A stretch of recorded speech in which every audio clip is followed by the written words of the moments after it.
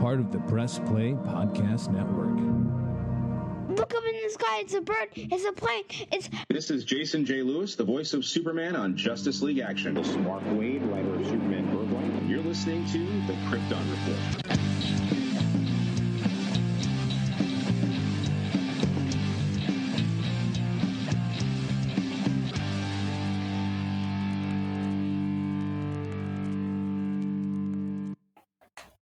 Welcome to the Krypton Report podcast.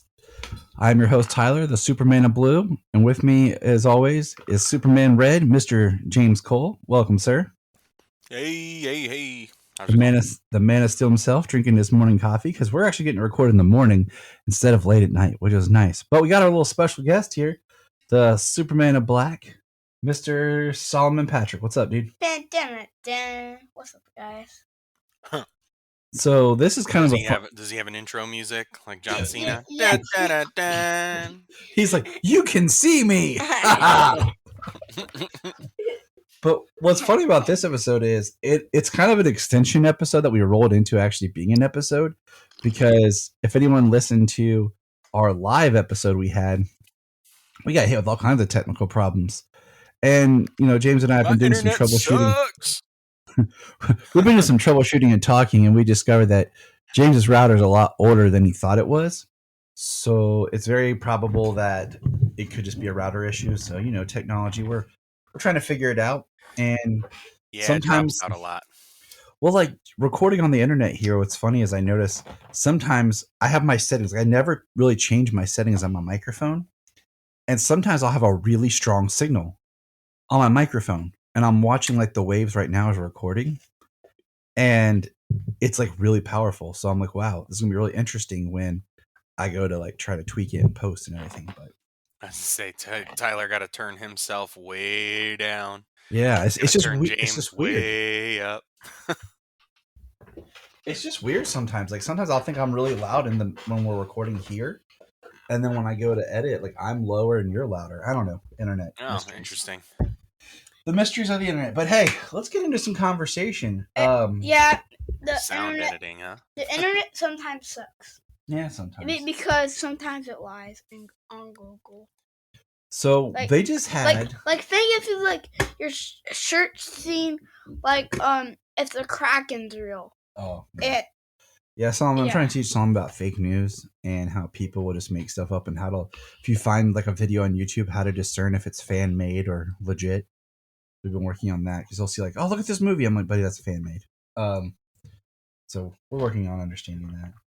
But McFarlane, okay, our good buddy Mr. Todd, just really had a weekend showcase, and each day was kind of like a different properties of McFarlane, and it was cool. It was really cool. I'm not gonna lie.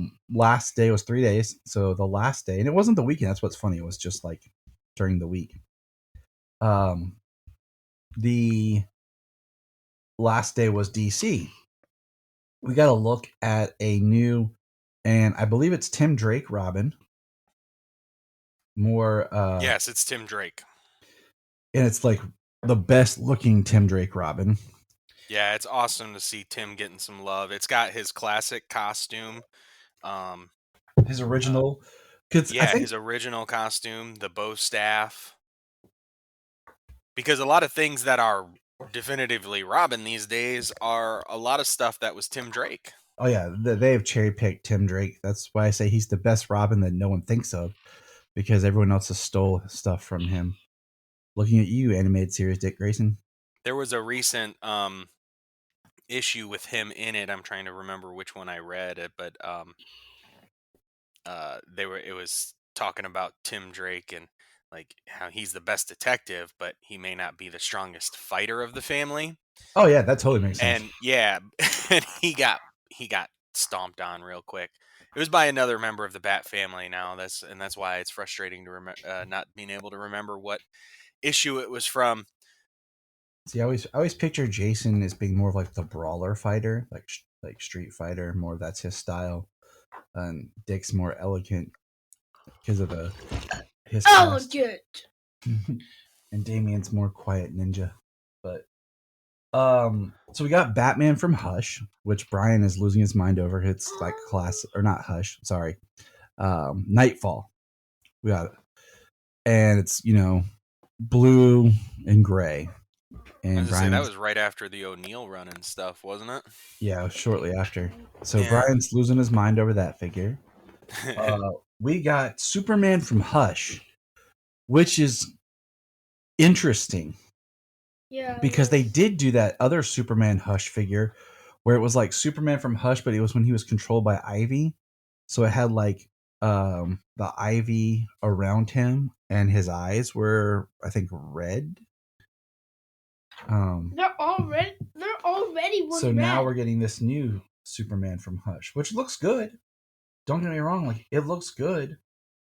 I just would really like for another Superman figure, like it to be some sort of really like iconic, like Kingdom Come Superman, because we've got Kingdom Come Batman, or if it was a Superman based off a TV series that they haven't done, like a Tyler I Hoechlin. need to get my figures out of boxes so that way I know like which ones I have. So because I know if I buy anything new, it's good, but if I try to get anything that I come across, I'm like, wait, do I have that one or not? But it'd be cool. This have this Jim Lee Superman. Yep. See, the only Superman figure that I'm really mad I didn't buy. Like I have a list. There's only like 3 I don't have right now. Was they had that other Hush I found open at a comic book store, and it was like $15, and I didn't buy it because it was on my list for my birthday, and this was like a week before my birthday, and I was like, watch, I'll buy this, and then someone will get it for me for my birthday. Well, needless to say, I didn't get it for my birthday, or I didn't buy it that day at the shop. So they had two. They had two. Superman figures when I stopped at GameStop the other day. Because I needed to get a new gaming headset. I still had the original from my Xbox One. I still had my original first Xbox One headset. Worked fine, I'm not like I wasn't on the multiplayer games like constantly. But the wire got severed. So I had to go to GameStop to pick up a new headset, and I was looking around, of course, checked out the McFarlane figures and everything. And they're $25 at GameStop. A little more expensive than at the your common like Target or Walmart or something. They're usually $20 over there, unless they're part of a Build-A-Figure set. Yep. Then they charge you that extra $5 for that one piece. Yep. So that way, after you buy them all, you've still paid for that final figure. Yep. But they had the Blackest Night Superman. I need that one. So I'm considering swinging back by to picking it up. I didn't grab it. And what kind of frustrated me though was they had John Kent on clearance. Well, they're $25. Well, the clearance price was like $23.17. That's stupid. If it's clearance, it's got to be a good significant. Like Walmart does that. They'll be like, it'll be like $2.99 clearance, $2. Right. I'm like, okay. Well, I'll tell you what's making me mad. Like I joined GameStop Pro Rewards. Like we buy game stuff, and it's worth it because of the discounts, over the years. But like that $5 a month, I would just take it. And that's how I would buy like my McFarlane figure. Like that $5 coupon you would get a month. I just use that on. Thanks, Siri. You all over the place today. So, but now all the GameStops around us here, and the ones I've been to anywhere, they're not getting any new McFarlane stuff in.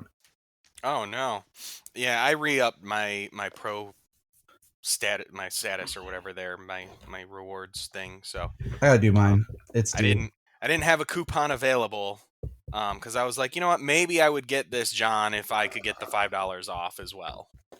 Like I had a $5 coupon and I had a $5 rewards thing.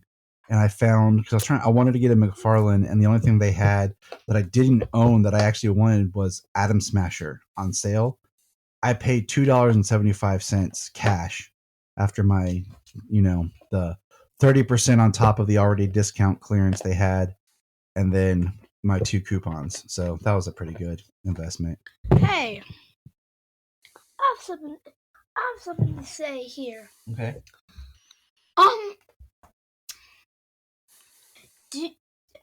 Do you guys knew this? Actually, Dad, like a year ago, he actually got some. Oh, wait, hold on. Let me try. Like a day ago, he actually got something that I need to show you. Like, I need to tell you guys. Hold on. I need. All right, someone's grabbing something. But so the next big thing with McFarlane was, as far as figure wise, they released Steel. A picture of Steel is coming, and this Steel looks amazing. Yeah.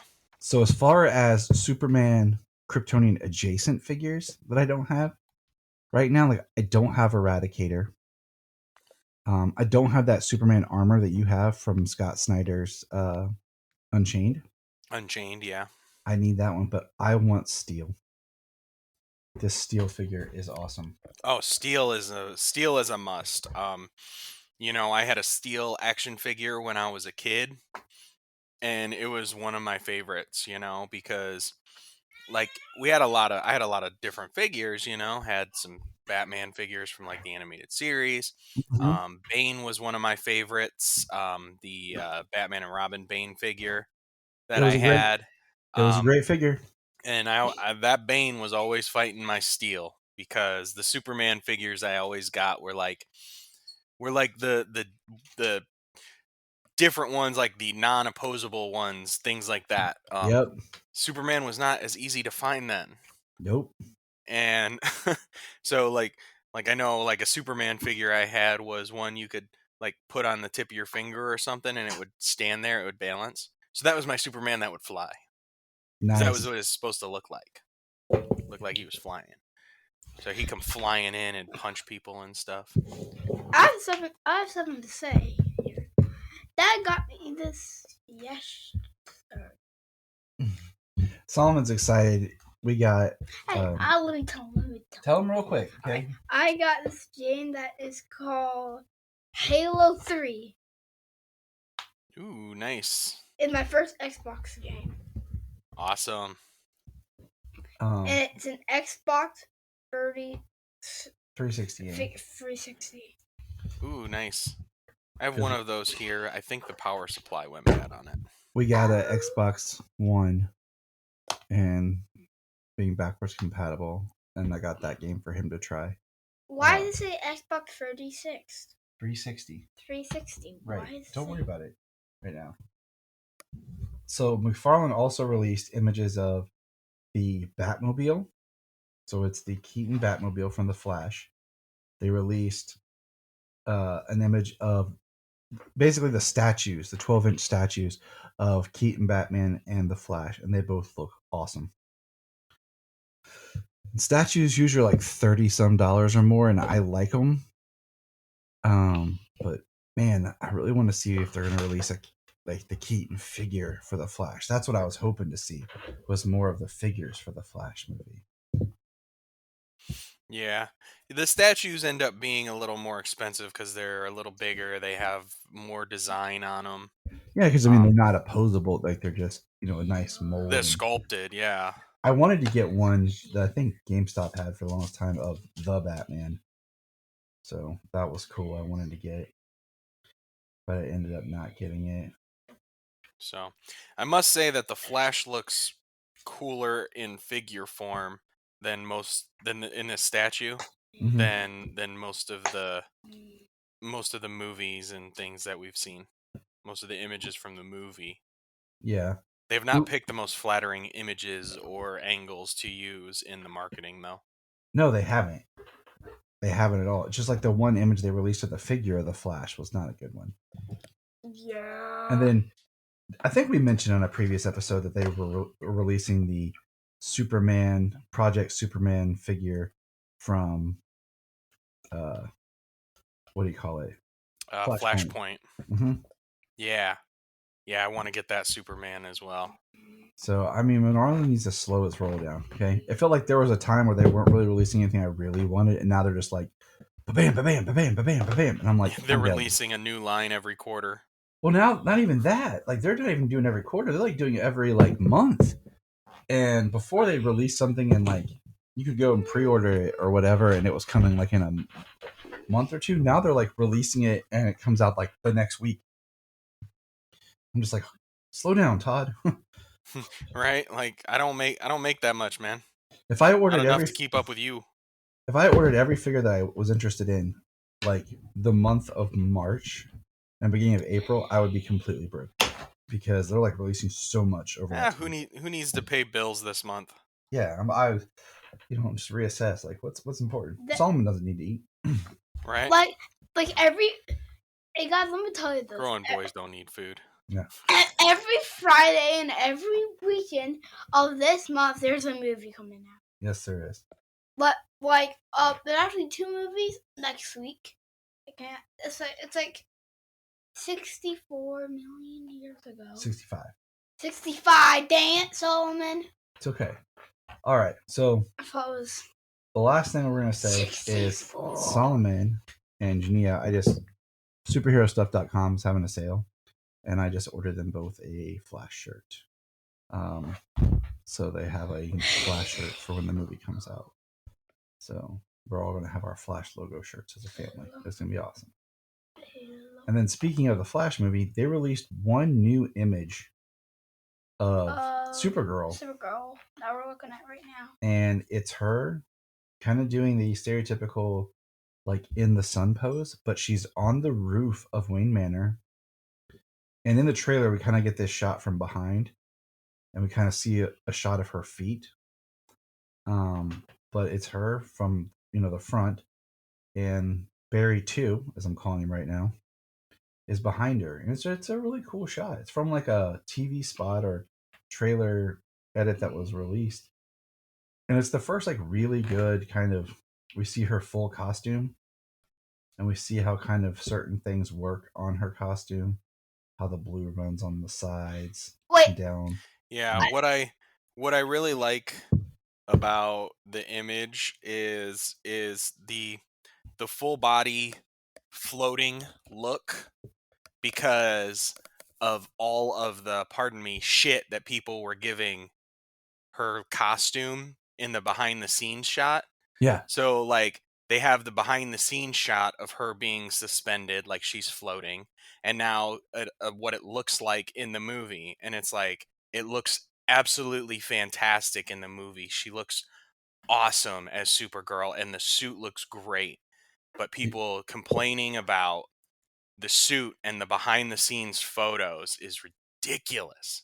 Oh, I know. The only thing that I may have done a little different with her suit is where you have like those blue like line things. I may have made those red just to move color around. But that's about it. But it's not a big deal, honestly. It's really not. I have something to say. What's up? About the Flash movie, there is a link about this, guys. Spoiler alert. Spoiler alert. Yeah. And this is a big giant spoiler alert. So, you guys, if you don't want to see this, then pause the video and then just go back a little bit more. But let's just get in the spoiler alert. Okay. There is going to be the bad guy in the Flash movie is Dark Flash. Yep. We saw that picture I sent you with like the Funkos. Like when I was showing Solomon a little bit better about like Dark Flash. And he was like, "Oh." So. And I already saw it.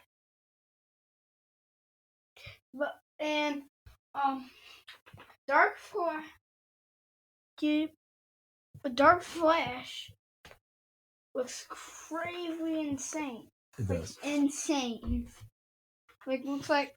Yeah, I can't wait to see what the Dark Flash actually looks like, because the only vision that the only bit of the Dark Flash that we've seen, that I've seen is the Funko Pop. Yeah, I've seen the Funko And Pop. they're very, Funko Pops. They're really cool and they can be pretty accurate, but it's quite different than actually seeing a person on screen in a live action form. Yep. So Very different. the Funko Pop, or I've seen like the Spin Master toy, like just the cardboard, like on the back of like a toy for Dark Flash. So, and then the last little bit of tidbit of news is Clancy Brown will star as Salvatore Maroni in HBO's Max's The Penguin series, which we love Clancy Brown. So that is his third DC character, right? 3. Lex Luthor Yeah. Then he was General Eiling in the on Flash. Yep. And So- now Maroni. Maroni. Yeah, I suppose. 3. Yeah. But, okay, so now we're going to segue over to why Solomon's here to hang out with us. We're going to kick off this conversation about Legion, Season 2, Episode 1. that's what I'm talking about. Now, let me pull up my my notes here. So I took some notes. Pulling them up here. Ta-da. Okay. So Season 2, Man from the Edge, Part 1, was on September 9th. Or, yeah, not September 9th. September 22nd, 07. Now, before going into this, what knowledge did you have about Season 2 at all, James? Had you seen anything from Season 2? I have not. The only bit of Season 2 that I knew of was like through images, kind of like the image that's on the front, that look for come to find out, the 41st century Superman. Yeah, Superman X. Yeah, Solomon and he wanted to start watching it sooner, and I said, no, we're going to wait. Neither of us had watched or seen anything from Legion Season 2. But, Solomon, what did you think of just the episodes that we watched, just overall, in general? What did you think about what we saw from Legion Season 2? From Season 2? Yeah. I think it was a great story. It was awesome. I love how we introduced Excuse me. other Superman from different Superman world. And we still need a Superman from the 31st century, Yeah. right? Yeah, I do. I don't think.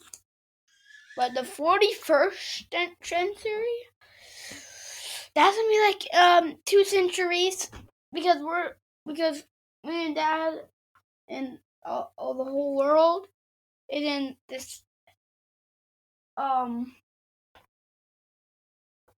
we are in the 21st century now. Yep. I was trying to explain to him how it's like we're in the 21st century, and then the Legion is in the 31st, and then Superman X is coming from the 41st. So Yeah. We're in the 21st century, and the 31st century is 1,000 years from now. So the Legion is 1,000 years in the future. And then the 41st century, where Superman X is from, is another 1,000 years. So he's 2,000 years from us. Wow. yeah. And I think, how about the 51st century? Well, that'll be. But we don't have anything right there from that. I hope we do. So when it starts, okay, we see Brainiac basically dying, and Superman, he's crying and all this. Yeah. Then we learn it's just basically a training simulation. Yeah. And when he does that, he comes out and we see that everyone in the Legion has aged up. There's been significant, like, the Legion looked like they were all kind of like teens, even kids looking in the first season. Because, Superman was more Superboy, but they couldn't say Superboy because of legal reasons in the first season. But now they're all adults. They all look, they got facial hair, hard, weary, traveled souls. And we get this. Everyone is older. And they're talking about someone not being there. And a portal opens and Superman X walks in and says, "I'm Superman." And then the intro starts. And the intro has it's like a new remix. It's a little bit deeper. It's like with a little bit more bass to it. Like it has a little bit more of a driving beat to it. So that was cool. It was enjoyable to just kind of see, oh, they changed it just enough. And so I like that we got to see Chameleon Boy, who we've who was not, And Sun Boy. Yes, we were very thrilled that Sun Boy was back. He didn't speak, but he was there in the background. Which he was in the movie. But we find out that 44 trillion lives are in jeopardy. And it's referred to, that's an entire galaxy. And I'm just like, wow. And one thing I've realized in this Legion series is, like, in Smallville, if you remember right, their Legionnaire rings worked as both like flight rings, communicators, and time travel devices. But in this, their Legion rings don't do that. They have to have some sort of other tech to time travel. Yeah, they need time bubbles. So they have time bubbles, and then we have, Superman X here. And I'm trying to remember what he calls it because it's later in my notes. But so he basically needs their help going to his world. And oh yeah, the warp thing. yeah. They called it a warp something. But or a time warp. Yeah. I have it something like later. that. Warp key. There it is. Warp key. There you go. So on his in his time, he's fighting a battle with Imperiex. And Imperiex looks like a cross between like Darkseid, the Anti-Monitor, and Bane from The Batman. And we see that Superman, somewhat unrecognizable, of the only bit of him I've seen in the comics. Yeah, like I thought he was in the comics, but then I'm like, do I remember him? Oh no, he's absolutely in the comics. I know that Imperiex is a character, a cosmic level threat, or something like that. But the only experience I've ever had with him is in my Superman Doomsday Omnibus. He is in one of the stories where they use Doomsday to fight Imperiex. So we learned that there was no Superman at that time period, which I think is very interesting.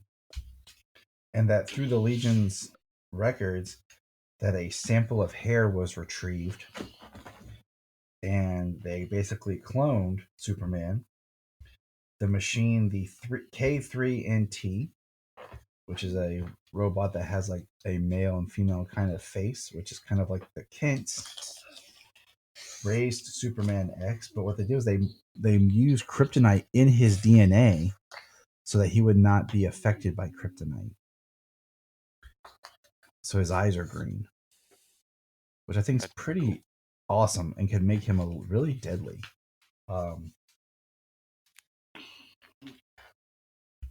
And they have the warp key, like we said, to time travel, and they're battling Imperiex, and Imperiex basically escapes, and he escapes to the 31st century, and then starts causing cataclysmic antimatter waves.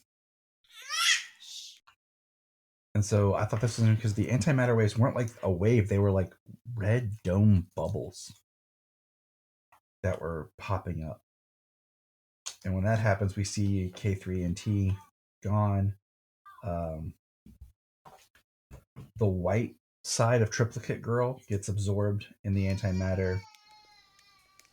And Brainy's able to open a wormhole. and they get through it. But when they get through it, Imperiex has destroyed basically the Legion base, and that's the summary of part 1. I feel like there was a lot that happened in the episode. You know, like some episodes we There's a lot watch. that happened in both episodes. Yeah, we'll get to the second part, but you know, like some episodes we watch and we're just kind of like, oh, okay, this kind of happened and this was all right, but man, this was dense. Yeah. And then the action when they go to the 41st century, like Superman X is hardcore. Yeah, yes, he's got like shields, like what would you call, like light daggers that are in the form of his Superman shield on his top of his hands. I mean, basically, yeah. So he's like cutting through Imperix's army. It was intense. Yeah, it was. And then the Cataclysm, all the antimatter energy. I loved how they used the antimatter energy to erase, though. They used the red, and the antimatter energy was expanding and erasing things. That was pretty sweet. And then we lost Triplicate Girl, one of the triplicates. Yeah, the white version. Mm-hmm. So what did you think, Solomon, in the first episode with Imperiex? Imperiex was crazy, and I can't believe the episode's very crazy. I'm not kidding. It's very. So the second episode, which aired 1 week later on September 29th, 07, they've realized they tried to arrive before Imperiex got there. But when they get there, there's been, the attack on the headquarters, and we see Phantom Girl, Saturn Girl, Colossal Boy, and they're basically fighting all the villains. The Fatal Five are all loose, along with other villains that the Legion had imprisoned. And we learned that the prison got overrun and a bunch of the Legionnaires are actually trapped back on the prison. But my favorite was Matter Eater Lad shows up and basically bites Crimson, was it Emerald Empress is floating eye? Yeah. And basically renders her powerless. And they use a time bubble and they pull out regular Superman, who is now Superman. Yes, he is. Which I think is kind of interesting when you think about, like, they're all growing up in real time, and they have the ability to pull Superman from any time. So they do pull him when he's more seasoned of a hero instead of pulling. Get it? Season? Superman for all seasons. Yeah. And then I did note, like, out of every character, Bouncing Boy is the only one who doesn't look like he's any older. He doesn't look like he got like a new look. So Lightning Lad. Lightning Lad looks awesome. Yeah. Superman. He has a beard. He's trying to talk to Superman X, and he basically makes an off reference and calls Superman X Batman about being part of a team. And he gives Superman X because both of them are getting really tired of being called Superman. They're like, yes. They call him Kal-El. Kell-El. Kal-El. Yeah. I don't really know if that helps, because Kel and Kal is very similar. Much like Orm and Orn. When you say them quick, you don't always hit that last sound long enough or hard enough, so it gets blended. Am I right? Or am I right? You're right. Kal-El. So I think Hello. SX might have been better, but that's also sounds like something else, so that doesn't work either. Yeah, that's probably... It might have been tossed around the writer's room, but they might have been like, nah, that's too easy to mess up. Exactly. There is something going on that we learned, that there is the line that once a Brainiac, always a Brainiac, and that some things happened in the future with Brainiac 5, because there's a couple of lines dropped from Superman X. And we learned the Legion takes their cruiser to follow Imperiex, and the cruiser blows up. But luckily, Chameleon Boy's father is rich, and he borrowed a cruiser ship from him. I thought that was kind of funny. And I asked, does Superman X still need sunlight? Because it feels like he's got these powers, and there's really no yellow sun around at all. So I just kind of feel like he's bouncing around. Well, I think the idea being like they're still on Earth, and Earth does have a yellow sun, even if the sky is kind of covered by smoke and nighttime and things like that, because of all the fires and everything that were going on. He's still in our solar system, so he's getting that yellow solar radiation. Even 1,000 years in the future. That's true. And I think that one thing I thought was really cool about these two episodes was the time in the 41st century, the idea that the Legion inspired the peace and prosperity that was even more widespread, and there was absolute peace. What's the utopia? That's the word I'm looking for. It was absolute utopia, and they weren't prepared for any sort of attack.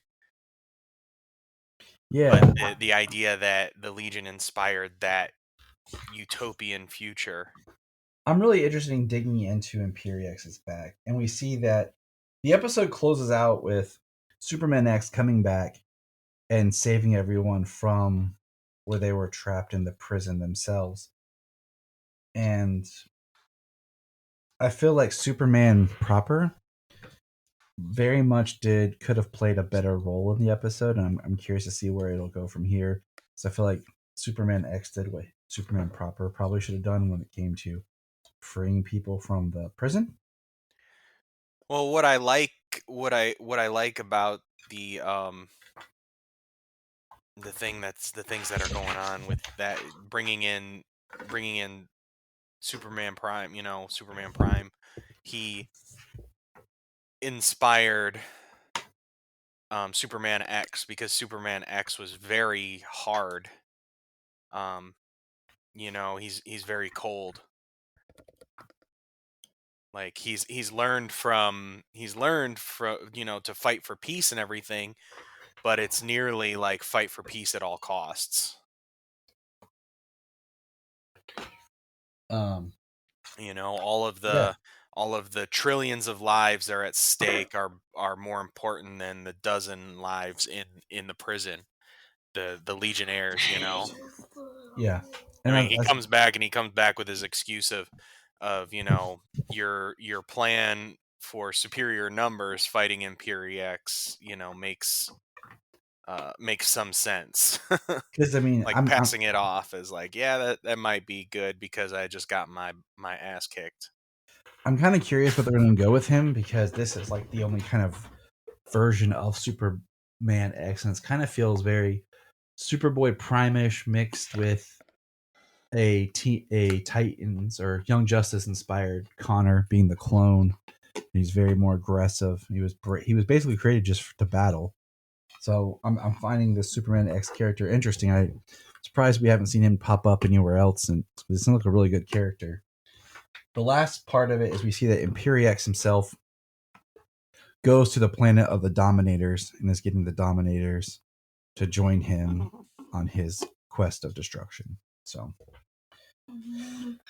that is where we end the episode. What else are you? Yes, sir. What are you looking forward to, Solomon, in season 2? Because you wanted to keep watching. I'm looking forward to make all of the Legionnaires. I think all the Legionnaires are gonna team up, and I think Saturn Girl is gonna die. Mm. I think all the Legionnaires are gonna team up and fight Imperiac at the last episode. Could be. So that is Legion season 2, episode 1 and 2. We're making our way through it. That's the series that everyone's kind of forgotten, and so we're kind of touching on it. Well, let me say my goodbyes. All right, what do you want to say goodbye, Solomon? Goodbye, podcast. It's been nice. I hope you find your paradise. and I have to say, okay, Sarah, bye-bye. All right, so that's Solomon signing off. All right, buddy. Thanks for joining us. Goodbye, podcast. Superboy Goodbye, Prime. podcast. Goodbye, podcast. Hey, if you want, we can record that later. We can make that something. All right. So now we're going to switch over. Oh. The other day, I was kind of just goofing. I was posting something that I usually post online. And that's just like, whatever. And I posted something that was just all the pictures of live action Zods, right? And man, did it spark a debate amongst people about who the best Zod is or their favorite Zod. And, we've talked little bits here and there. And so the one thing that I hate is when people try to throw in an opinion, but they've never experienced every character. And I say that because I find that I've really come to like the Colin Salmon Zod the best. Okay. From Krypton. Because I feel like he's taking certain elements of the other Zods and blending them into a really strong character that you understand more. And there's a lot of people who are like hating him, but they're like, I've never seen the Krypton version. Well, then you can't comment on it. Like you can't say that he's horrible if you've never actually watched it. So yeah. But my thing is, I like Michael Shannon Zod. There was a strong character, but a lot of people are like, oh, Terrence Stamp is the best, and I'm kind of like, is he the best, or he's just your first in your nostalgic version? Because Terrence Stamp does a great aristocratic, I'm a better than you performance. Like yeah. He's looking, but in all, he's kind of one dimensional in this sense too. Like his kneel before Zod is a great line. But at the same time, like we don't ever get to see him really be menacing. So I think Terrence Stamp does a great job, but he's the first version of Zod. And we've talked about before, like Zod is a great character that they can't ever completely figure out because what he looks like is always changing. His symbol is always changing. Yeah. So, included in this little conversation was the guy who played Zod for like 3 seconds in Supergirl, that Tyler Superman was hallucinating on Supergirl, thinking he was fighting Zod. So he was on there, and of course he really didn't do anything or do much, so it's hard to kind of pinpoint. But there was Kellen Blue, who played the young Zod on Smallville, which he did a great job.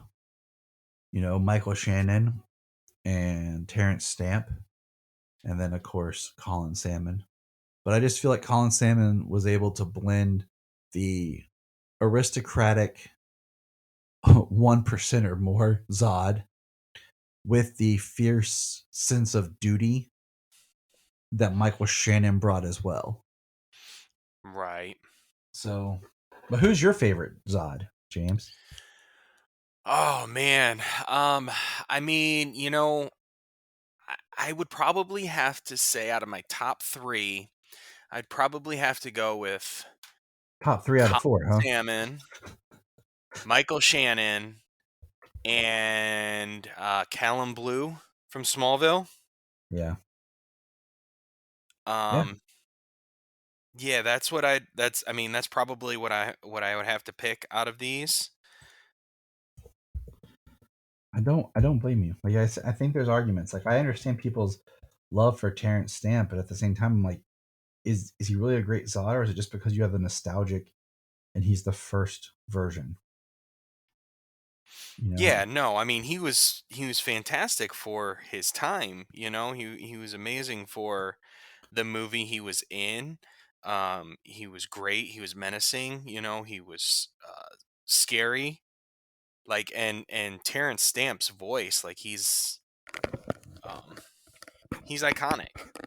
You know, Mhm. he's this villain who tried to overthrow an entire planet and he's trying to do it again on Earth. So But I mean, he would probably be fourth right there. yeah, out of I four. mean, he's the next one in line. I don't feel we have another live action. There's technically been 5 people, and one of them was just like a cameo. So, so, Exactly. um, Exactly. but we'll see. It was just an interesting point. Uh, now, before we get into the last part of our episode here, I want to do a quick, just point out a couple of things and discuss. Number one, I got a quick rundown because we know that it's coming.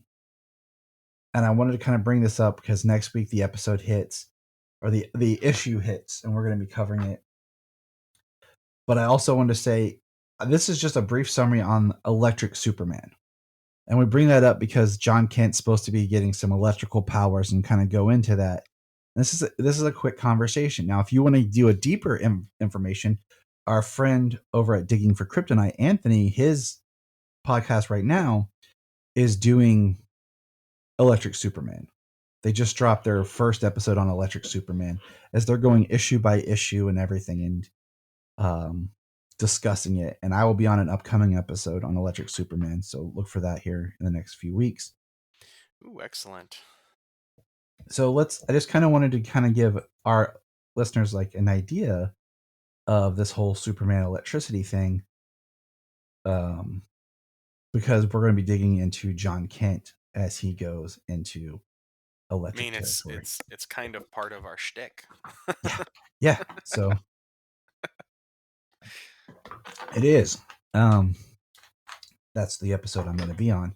So Electric Superman, which is funny because he often gets back to being referred to as Blue Superman, but he technically wasn't Blue Superman until Red showed up. He was just Superman. But Oh, so okay. you know what I'm saying? Like Yeah. no one called him Blue until Red showed up. He was just Superman. But last year was the 25th anniversary of Electric Superman, also called Containment Suit Superman. The suit was created by Emil Hamilton, and the blue and white containment suit was created when Superman's body began to transform into unstable blue energy. This costume was later given to a librarian at the Smallville Public Library after she gained similar powers. That's another story for another day. Livewire has also been given the containment suit. The costume is sometimes seen on display in the Fortress of Solitude. Superman 123 made history when a change that was absolutely shocking. Literally, the Man of Steel became the Man of Energy, receiving a complete overhaul of his superpowers, as well as a brand new costume. Now, this is just me, and we'll get here on our thoughts just kind of briefly. We won't. But the new energy-based powers were sentient energy, size and density control, appearance alterations, spectral vision, which would later just be a regular power, magnetism, energy absorption, projection, conversion, electronic interference, zapping, teleporting as styles of travel, and Superman was a second identity where Clark was human when he wasn't energy. At the time, editor Joey Cavallari said, all his traditional powers are gone. Instead of the living solar battery he's always been, Superman is now an energy being. Superman doesn't exactly fly anymore. He zaps from place to place like a bolt of lightning. Dan Jurgens reinforced the significance of the change. Superman's new powers are very drastic, changes from the powers he previously had. For example, though bullets would bounce off him in the past, now they pass right through him. The new powers fully developed in Superman 123 by Dan Jurgens and Ron Frenz and Joseph Rubinstein. Not only did Superman have new powers, but he also had a new costume, a new symbol. The Landmark issued featuring a new Superman logo also features a special glow-in-the-dark cover on thick black paper. We thought that it was time to make things a little tougher for Superman, said Joe Cavallari at the time. And since we've already killed him, it seemed the way to do it was to get him powers he was unfamiliar with and have him learn how to walk again. At the time, many fans were unimpressed, arguing for the classic Superman to remain. He's still Superman, said Cavallari. He still has the S, and it all seems to me if you're going to do a story like this, you should really go all the way. It's a hell of a visual, and when you see how he flies, you won't even miss the cape. So his adventures began in 97, and then Superman Red later came in 98. This whole era was about a year, 2 years, give or take. So it wasn't really as long as a lot of people think. And this whole thing only was, there were several small arcs that actually occurred over 4 different Superman titles. You had Superman, The Adventures of Superman, Action Comics, and Superman Man of Tomorrow. So, however, on April 1st, 1998, in celebration of the character's 60th anniversary, Superman was returned to his classic outfit and classic powers in the special Superman Forever #1, following the closure of the Millennium Giant storyline. Okay, so we go back to when he first got his electric powers. It was in 97. So it was like a year, a little over. All of this happened. And I think that's why the Superman Red and Blue thing is so prominent, is because Red showed up not long into this whole run of Electric Superman. And we talked about that when we did our Red and Blue special. Yeah.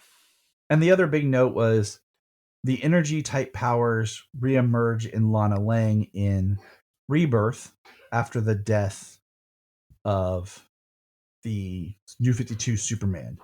And we've talked about that too. But that was just worth hitting about the whole energy thing. Now, a couple of Tyler thoughts here about the whole energy. One, I have always said that I felt like that would have been a much better storyline had the energy powers been kind of a fallout of happened shortly after his death and return. Like the energy powers were a fallout of him being brought back to life.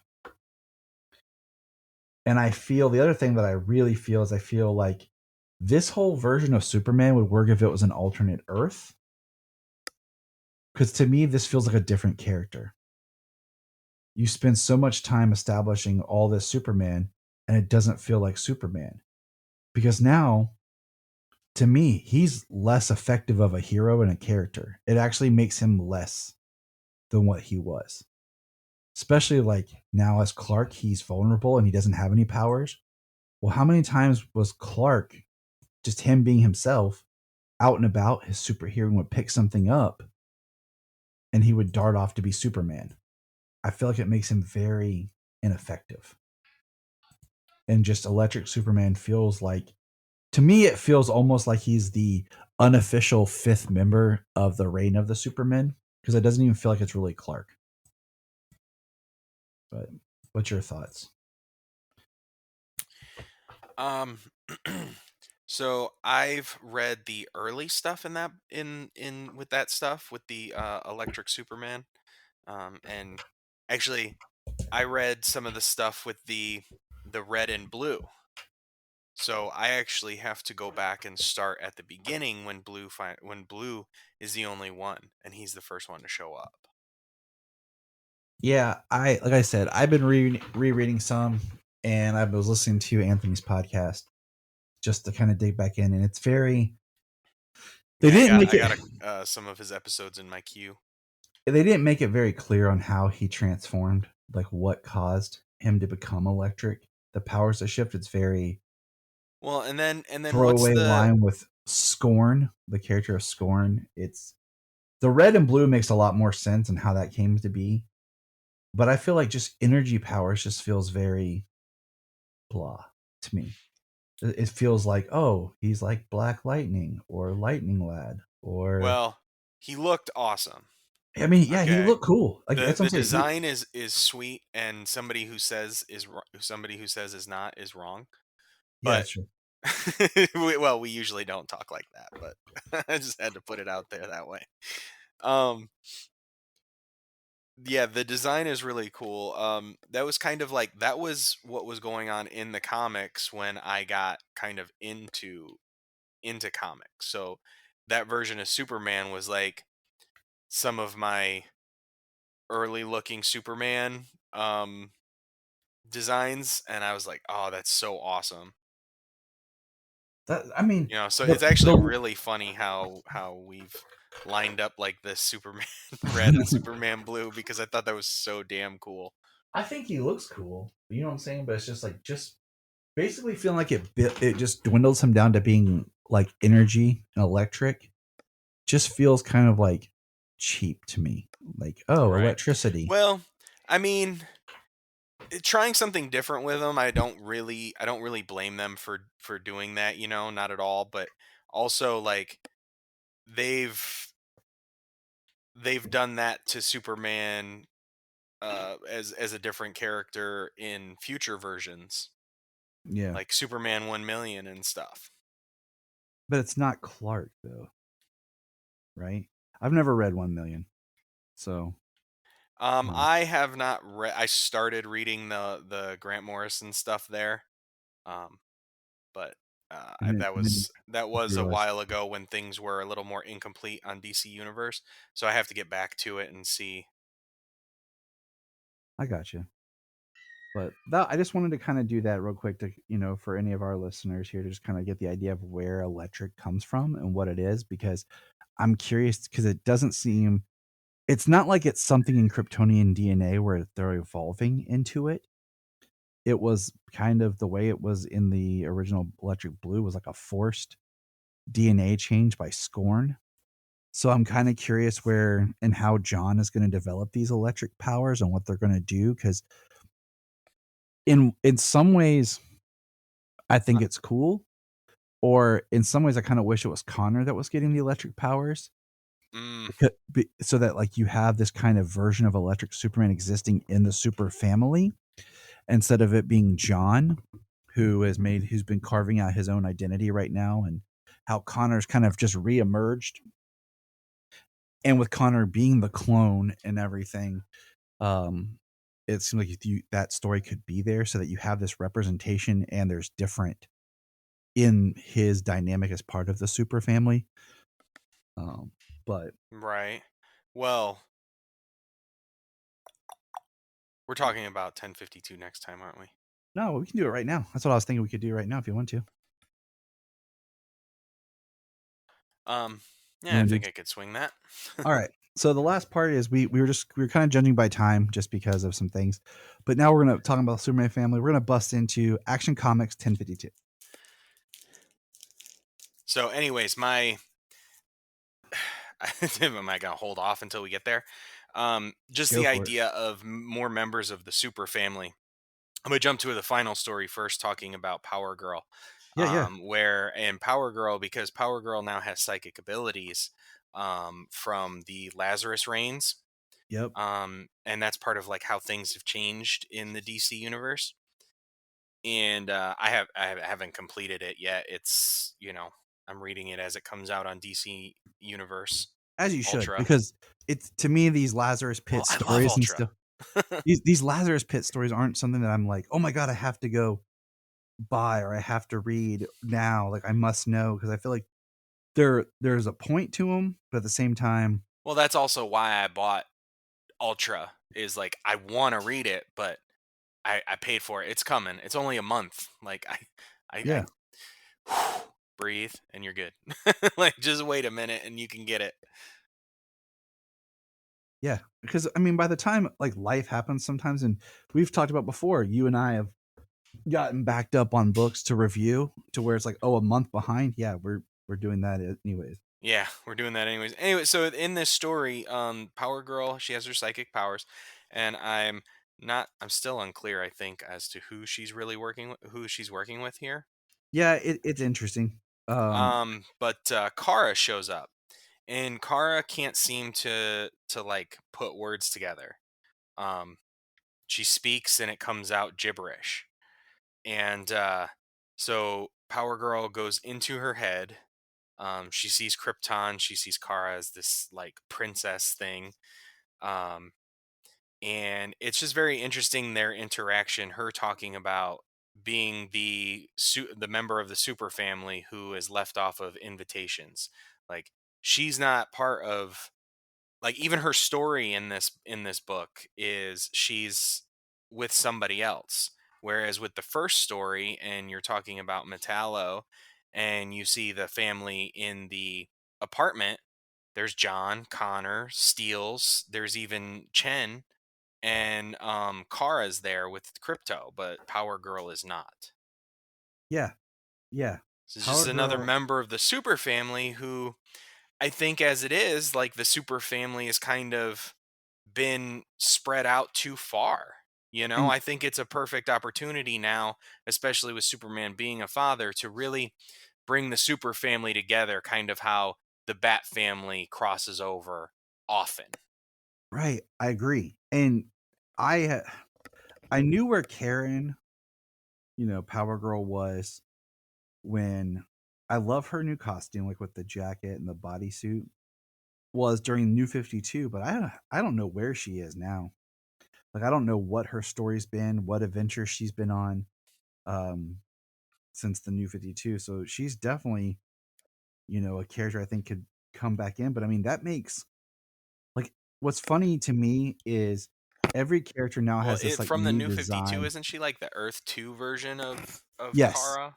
Her she is the Earth 2 Because her Kara and Huntress came over. I know there was a World's Finest book with those two. Yep, they survived Doomsday or when When Earth Darkseid 2 was, invaded yeah. and destroying Earth 2, they were pulled and made it back to our Earth, Earth Prime or whatever, and existed as secondary characters. So but I haven't really kept up with Power Girl since then, and it's just kind of interesting of where her story is going to be. So I think it would be kind of interesting to bring her in and really I can't say too much because like I said, I don't know what she's been up to, but define who she is, kind of give her character a little bit more of a like her hair is shorter than Supergirl's, but I think you could do a little bit a little shorter, maybe just change it up a little bit and have them two in a book together for like a little bit. But what I find interesting is everyone in the super family now has no cape and has like these like hip cool jackets except Superman. He's got like straight up regular OG Superman I was costume. gonna say, yeah, they made sure to go classic for He is classic beyond classic, and everyone else is like in these cool hip new. I don't need no cape. I'm just gonna wear a jacket, uniform looking things, and he's like, nope, old school all the way. right? And now there's technically 1, 2, 3, 4, 5, 6, 7, 8. There's 8 people of the Superman family that's active, not including Power Girl and regular Steel. So it's interesting.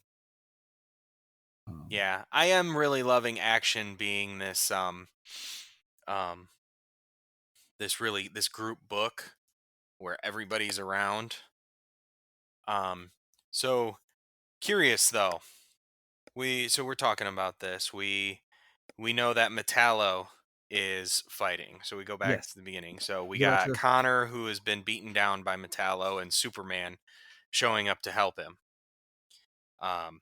And then Steel and Natasha show up, and they're fighting Metallo. Metallo looks awesome now. Like his Terminator, his machine form yeah. looks really cool. They've gotten pretty wild over the years, but now it looks kind of little more, I don't know, normal, a little more I'm not a cyborg smooth, less yes. like robotic shapeshifter thing, you know, like he's been at times. Like the New 52 version was a little too much, and then the original version that Jeff Johns kind of reused, where it's like orange and green suit in his Secret Origin, I've never liked. But this looks like good Metallo. Yeah. That probably just stems from our love of the animated series. Probably, yeah. Well, Superman, he freezes him, sends him out into space. Then we're back in the apartment, the super family. Oh, can we say how awesome that was? How he just like grabbed him, froze him, pushed him into space, and just let him go. Right. Yeah, that was awesome. Well, because he knows he's gonna survive that. Like, it's really nice. It's really nice to see people thinking about that. You know, kind of like them like having that idea of throwing throwing a person into the sun. You can open that. And but being able to throw him out into space, so at least he's non-threatening for the time being. That's what I always said when Superman fought Doomsday. Should just uppercutted him, threw him into space, like he was doing in BVS till the U.S. shot a nuke. Just throw him into space and just let him float away. But anyways, back to the book. Yeah, so we get a little background on John as they're telling like the kids and stuff. There's the news. They don't know what happened. Like nobody saw John Corbin, except for Connor and Superman and Natalie and Steel. But you know, they're putting the kids to bed. The new twins from War World, who are the new members of the super family. And then we've got like a flashback told through photo images, which is really cool. Yeah. Interesting art depiction of showing this of John and story his this way. sister, and it's just really hitting at stronger why John wants to defend his sister. Yeah. So sorry, baby giving me something. Just some of the bad things that John and his sister experienced when they were kids. John starts getting spoken to by Tracy, his sister. I like how he's able to kind of break the ice as he's floating through space, and you know, able to communicate with her. I'm sure this is more like radio, less vocal. Yes, This is more something like implanted in his head or something. Yep. But she's saying that you know, you said my name to Superman, and they're locking up Metallo's sister. She's not getting any slack on a murder trial, especially after their father. Like blaming everything on Superman, like actually making Superman out to be like a really bad person, a really bad guy in this. And then we get them talking about it, and he says they heard him say Lex, and he says that he looked to the prison to find Lex, and Lex was sitting in prison reading. Like Lex was not the person talking to Metallo. So we find out here that that Metallo is being used and manipulated by somebody. Yep. And it's not Lex, because we thought it was Lex because of the things that we've seen and read up to this point. Which is kind of confusing as to why Lex is in prison. I'm lost at that. Do you know why Lex is in prison? I need to go back a few issues, because you know, like we've talked about before, like there's just been so much going on trying to keep up with everything. But did he get in prison like during John Kent's run as Superman? Because we know that didn't Lex kill Bendix at the end? I'd have to look back into Son of Kal-El. Because I'm pretty sure, like, I know he was involved in it, yeah. So, but did he get arrested? I don't remember, because I know that John was trying to get him arrested. So I gotta figure it out, because I just feel like I've just been overwhelmed. I know he was talking about, like, you know, even Superman wouldn't come in and do this, you know what I mean? Like confront him face to face. The way that John did, as accusatory as he did. It's kind of like go talk to my lawyers, you know? Yeah. I do want to say, I want to back up just a beat. Well, let's finish up. We see Metallo comes back to Earth, and he runs into a group of basically blue Earthers, who are people who are for Earthlings and hate that aliens on our planet and World is, orbiting our planet. But then what we find out is they reference that Metallo looks and feels more like the Unmade. Yeah, Much like how Mongols Unmade. And we see that Metallo takes a bunch of these blue earther people back to a place and makes the comment, I'm going to need a family of my own. Next Unmade. And I did want to back up just a moment, because we have an interesting conversation with the twins talking to Clark about why he wears his glasses. And then he tucks them in and puts them to bed. And we have the conversation of, they're amazing kids and are acclimating to life after World even better than I had hoped. But luxuries like bathrooms and bedspreads are taking some getting used to. Just, forgetting what these kids have been through. And if you look at the girl, she's taking her sheet and she's kind of like wrapped it as like bindings around her wrists. And both of them sleep kind of like they're bound, much like they were when they were on World. Yeah, they've slept their entire lives pretty much on the ground and chained almost. Yes. So subconsciously, that's what they're doing. Then we get this little thing that says several years ago, and it's a truck driver who picks somebody up, and basically he just says, I need some sleep and to get to California. That's really it. So there's teasing at something there. And then we have Home Again Part 2 by Dan Jurgens. And it's picking up with young 8-year-old John Kent and this princess who's come there and been seeking the Kryptonian. And she talks to John, realizes he's the Kryptonian or the son of the Kryptonian, and that she's being hunted. She's a princess. John uses his heat vision where they're trying to track her. He yells for his dad. And then the last panel is Clark in the black suit coming for John. And then the last panel is Lloyd showing up looking like Doombreaker. So we learned that, John. Yeah, this is a continuation of the Doombreaker story from the 30th anniversary. So I'm like, okay, I still think Doombreaker is kind of a dumb name. I really don't love it.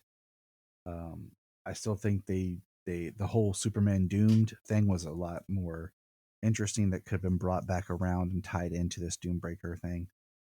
Yeah, I think it is somewhat that way by being like a fragment of Doomsday's bone that's kind of infected him, but kind of loosely, you know what I'm saying?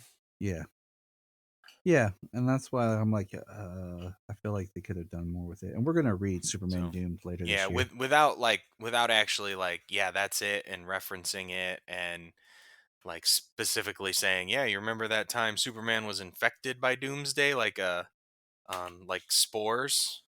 Yeah, because technically that wouldn't like Last of Us. Because that wouldn't have happened yet, because this is before Reborn, technically, I guess. So I don't know. It's hard to keep up with. It's in the. Well, it's in the so I think me and you were going to talk about this a little bit at one point, at like what the Infinite Frontier meant and everything. Yeah, too. So kind of like stories like this, a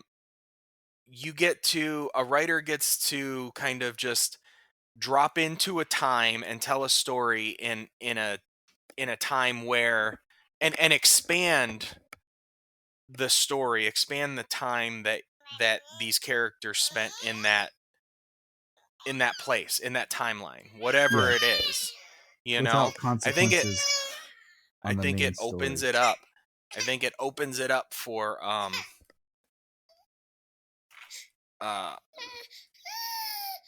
I some think weird it stories. opens it up for stories to be told, interesting things. Like we could potentially go back to visiting a time that we really enjoyed in comics, but a new writer took over and you know, changed everything. Bendis, you know. Now we've Yes. got John again as a child. That's kind of why when that second, what was it, Challenge of the Super Sons came out, Yep. why people were loving that, because we had John back as a child again. Yeah, because that's You what know? we really enjoyed, and I want more of that Damien and John at that age. Yeah. And I think we should be able to get that, you know? Not be constrained by where is this going further? Where is our universe, where is our story going to continue to push forward, as opposed to like, well, you know what? Like some people are really partial to this. Let's keep pushing this story forward, because it's not, we already know that it's not everything is set into a single continuity. You know what I mean? Whenever you, me, Geek History Lesson, and Cameron Cuff try to put a timeline to these characters, like, you are taking liberties with your timeline as well, as how old do you think this, a character was when this specific event took place, but in a different universe that specific event may never took place It's true. or happened differently. Barbara Gordon being shot by the Joker and paralyzed, Barbara Gordon saving Cassandra from assassinating the Joker and saving Cassandra, her soul, and becoming paralyzed that way. Comics Young Justice. Yep. You know what I mean? I think we have this liberty, especially with comics, being able to, I mean, John specifically, being able to dive back into a specific time, like John as a child, and getting to read that. I mean, Tom Taylor is doing great work. He's a fantastic writer. He's doing great work with John as he is now.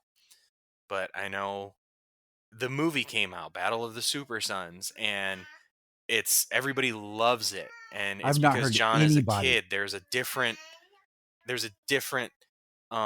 energy and energy, feel, yeah, and just good vibes. Like exactly, with Damien and John together. And that's what we need. And I've not heard anybody complain about that movie. So I don't know. But that's where we're at, people. These are our thoughts. Laura's awake, so James needs to get being super dad that we know he is. Super Dad Red. Super Dad Red. I like that. And that's the shirts we need made next. Super Dad Red and Super Dad Blue. Yeah. So let us know your thoughts and keep listening to the Krypton Report. And remember, look up in the sky. we just want to say, if you've enjoyed this podcast, please check out other podcasts on the Press Play Podcast Network.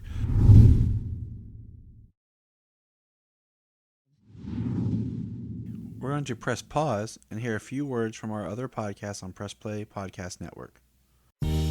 Hello, Brooks here with the Books with Brooks monthly book club podcast. Here's how Books with Brooks works. We read one book a month and then we talk about it. Classics like Stephen King's The Shining, debut novels like We Are the Brennans by Tracy Lang, and tons of other compelling, life-changing stories. One book if you in are one like month Tyler and at a James time. and can't So get come enough read Super along with Talk, us and then check out listen in. these other podcasts: Digging for Kryptonite, Supergirl Radio, The Last Sons of Krypton, the Superboy Legacy Podcast, All-Star Superfans, Superman the Animated Podcast, The Aspiring Kryptonians, Always Hold On to Smallville, The Geek of Steel, and Truth, Justice, and Hope. Remember to check out Krypton Report on all social media platforms. Go to linktree.com/Krypton Report. You find all of our information. $1 a month, you'll get extra special content that you don't get on the main show, like movie commentaries and whatever else comes out of our mouths. So check it out, patreon.com/Krypton Report. This is Dan Jurgens, and if you want to have a good time, keep listening to the Krypton Report.